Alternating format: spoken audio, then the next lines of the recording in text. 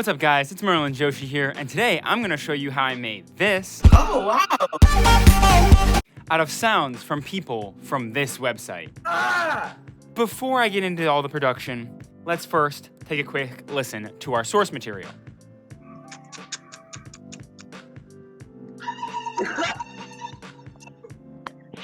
Okay. Oh, wow! Ah! Bum.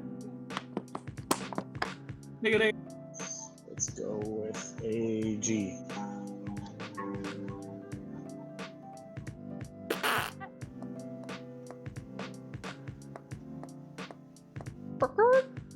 Now guys, I honestly had no idea what to expect when going on Omegle and just asking people for random sounds, but this one is by far my favorite. Now, to start, I wanted to determine two things: the key of the song and the BPM. Now, for it to be completely inspired by Omegle, I need to get those two things from Omegle as well. So, the tempo was determined by this clip of her tapping, and it came out to about 134 BPM. And the key of the song came from this guy playing his guitar, G. and he played the note G, so we are in the key of G minor. So the first thing I wanted to do was the hi-hat, believe it or not. But that's only because this girl gave me such a good hi-hat sound to begin with. So I took the loudest one, resampled it, and as you can see, I pitched it up by 12 semitones, and I normalized it. And next thing I did was I cut out everything below 2K hertz, and just attenuated a few minor frequency bands. And then I put some room reverb on it. And then I wanted a bit of a more an open sounding one, so I stretched out the time knob on a duplicate of it, and it sounds like this. And that's how I got my hi-hat sounds. So the next thing I wanted to make was the kick sound. So I used the percussion from this clip. So this is the main part of the kick. And then I layered this one on later along the line. First of all, I sampled that first small little hit, and I pitched it down 12 semitones. I resampled it and then pitched it 12 semitones down again, and this is what we've got. Pretty snappy, nasty sounding kick. Then I added some EQ, made it really pump right there, around 80 hertz. And then I distorted it a little bit, give it some crunch. And then this EQ is only there as a little build-up technique, letting only the low frequencies pass and then building up throughout. And then the next thing I did was I thought it needed some help, so I sent it to Ascend, and then I distorted it a little bit more, making it sound like this, giving it some more of that high-end crunch. Then I EQ'd this one a bit. I only wanted that high-end. The next thing I did was I added a little bit of room reverb, making it sound like that. Now, the other part of the kick is this part.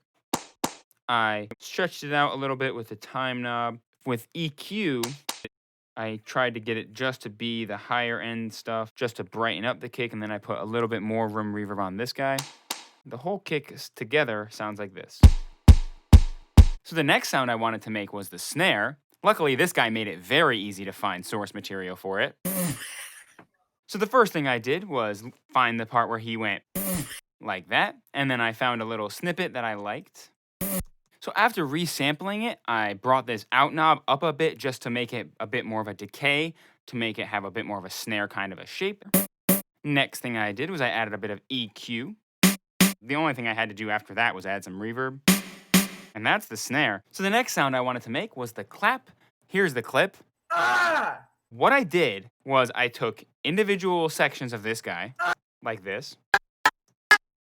I put them all on top of each other, pan them all slightly away from each other, and then I resampled that over here. I put it in two different samplers, one that was high and one that was low, and then I had to EQ the heck out of it. So the first EQ makes it sound like this. Then the second EQ makes it sound like this. The room reverb makes it perfect.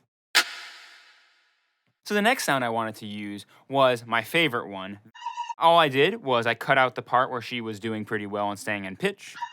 We pitched it to about a G. Just to make sure it was a G, I put a pitcher on it so that it sounds like this. Next thing I did was I put it on some reverb.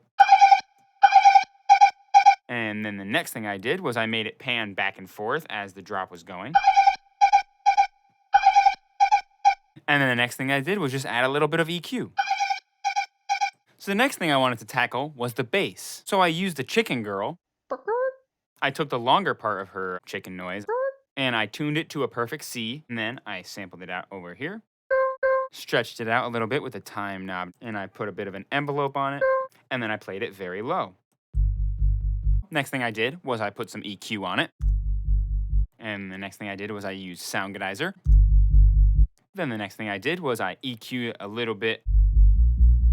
So the next thing I did was I layered on this bass layer. So as you can see, it's not just the root note. It's the root note, its octave, its second octave, and its fifth being played a bit quieter. I then distorted this signal. Well, here's the distortion shape for you, by the way. And then I EQ'd the heck out of it. And then I used Serum FX for some stuff. First, I expanded the dimension. And then the next thing I did was I added a bit of chorus. And then I compressed it. And then I used Maximus for some stereo shaping. As you can see, the lows all the way together, mids kind of together, and highs basically the exact same. And then I EQ'd it one more time, and this is how it sounds. And then all together. Also, I forgot to mention that I have a bass send. In that send, there is an OTT compressor doing some work. And then there's another EQ doing some work. And the limiter is just for sidechaining against the kick. So the next thing I wanted to do was make some chords. So I used this girl's Roblox sounding pain sound to do it. So what I did was I tuned it to a perfect C. Then I went over and I resampled it. Then I cut out only the fundamental. This is where the fundamental was resting, right in this 500 hertz range. And then I expanded the heck out of it. So it was basically sausage mode. And this is what it came out to be. And then I distorted it to make it a square wave. Call this cheating all you want, but I used this as a wavetable for Serum. So here's what the chords sounded like to begin with. So I have 8 voices of unison on oscillator A and 7 on oscillator B. And I have the note control going to the wavetable positions on either. And I have the asymmetrical warp mode on oscillator A, and I have no warp mode on oscillator B. LFO1 is controlling the level of both oscillators, and it is also controlling the high shelf of the EQ. Macro 1 is only controlling the rate of LFO1 just for that last hit of the song, so it can be double time. The EQ makes it sound like this. And then I compressed it a little bit. Next thing I did was add a little bit of dimension, and then I added some chorus. And then I went into post-processing. I compressed it yet again. And then I put an EQ on the bad boy. And then I put a little bit of a plate. And then I have this last EQ as just a little sweep up for during the build up. And that's the chords. So I wanted to make an ARP, and I decided to make it very similar to how I made the chords, but I used this guy. I cut a little clip of him from the beginning, and then I stretched it out a little bit, and I just dragged that into Serum, and that was my wavetable. I have them as the same wavetable on both parts, and here's the ARP part. And this is the Serum with no effects, of course. First thing I did was I put a very quick envelope on it, and that is controlling the cutoff of the low pass, the level of this guy, and of course the level of this guy. And I put 7 voices of unison on part B, and I just kept this one mono. LFO3 is extremely fast, and it is modulating the wavetable position of oscillator A and the PMW of PWM, I always get that backwards, of oscillator B. Oscillator B is also an octave higher than oscillator A. Next thing I did was I used LFO3 to move the wavetable position of oscillator A. Every 2 bars, it goes through this loop. And the next thing I did was I distorted the signal. And then I did some EQ to it. And the next thing I did was I put some hyper on it. Sorry, just the dimension part. And the next thing I did was I put a chorus on it. And the next thing I put some delay on it. And then I just put some EQ on the guy. So for the lead, I wanted to use this girl.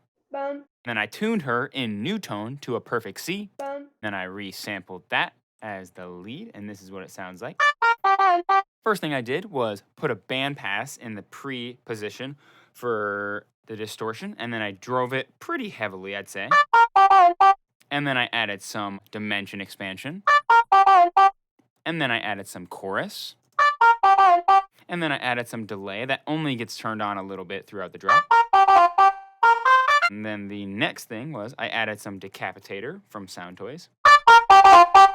And then I compressed it with some OTT. And then I used Maximus as a bit of a stereo shaper and targeting the highs mostly for a little bit more compression. And then I put some reverb on the guy. I EQ'd it. And then I EQ'd it some more. And then I sent it to a delay with a limiter that is sidechaining itself.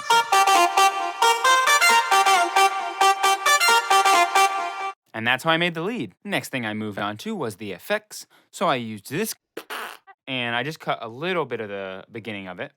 First thing I did was I EQ'd it, then I distorted it, then I added some long reverb. Notice there is no dry, only wet signal coming through that. And then I put some OTT on it to make it last forever. Now be quiet. And then I put a pan man on it just to make it wiggle just a little bit. And the next thing I did was I put some more reverb on it. And then I just put some more EQ on it. And that's the effects. So the next thing I wanted to make was exhaust for the drop and a little white noise rising thing for the buildup. So I used the same guy that I made the snare out of. I took a small clip of the guy making the snare sound, and I made it even smaller, as you can hear. First of all, I went and tried to EQ as much tone out of the sample as I could. And then I put some reverb on it. It's very long, and it is very, very bright. And then I compressed the heck out of it. And then I resampled that, and I reversed it over here. And then I used this EQ for a very steep, very high resonance low pass. I automated that so that it sounds like this as it goes.